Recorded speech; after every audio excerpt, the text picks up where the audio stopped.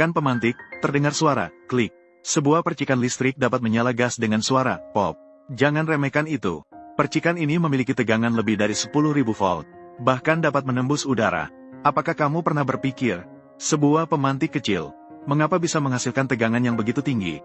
Dan mengapa jari kita yang menyentuhnya tetap aman? Amati dengan seksama struktur internal pemantik.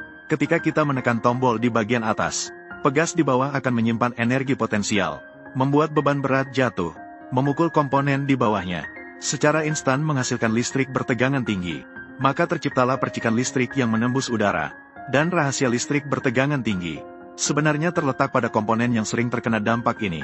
Ia memiliki nama ilmiah elemen piezoelektrik. Sesuai namanya, ia dapat menghasilkan efek piezoelektrik. Efek piezoelektrik adalah fenomena fisika yang khusus, merujuk pada beberapa bahan seperti kuarsa atau keramik. Ketika terkena tekanan mekanis atau listrik, di dalamnya akan menghasilkan tegangan. Sebagai contoh, hubungkan bola lampu ke elemen piezoelektrik, kemudian ketuk terus-menerus dengan palu. Dapat dilihat bahwa dengan ketukan palu yang terus-menerus, bola lampu akan mulai menyala dan mati secara berkala. Ini sebenarnya adalah efek piezoelektrik langsung.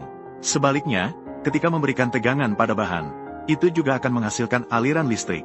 Misalnya, menggunakan sepotong keramik piezoelektrik, terhubung dengan lembaran tipis yang digunakan untuk bergetar. Menghubungkan keramik piezoelektrik dengan arus bolak-balik.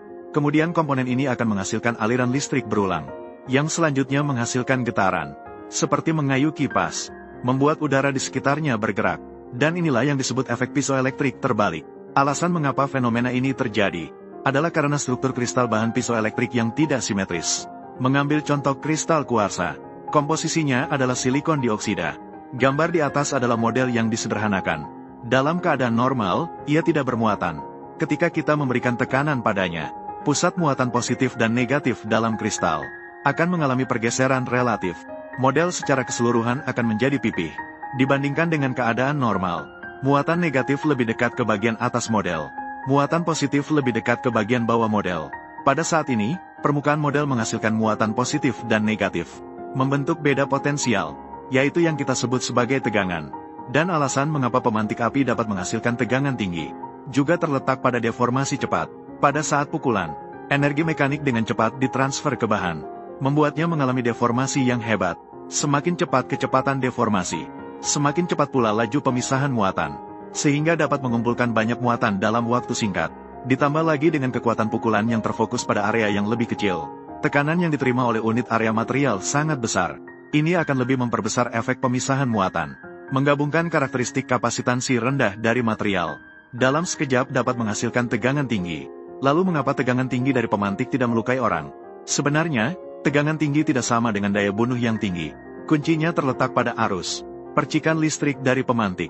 Meskipun tegangannya mencapai puluhan ribu volt, namun arus yang dihasilkan sangat rendah, pada tingkat mikroampere, dan nilai ambang keselamatan bagi tubuh manusia.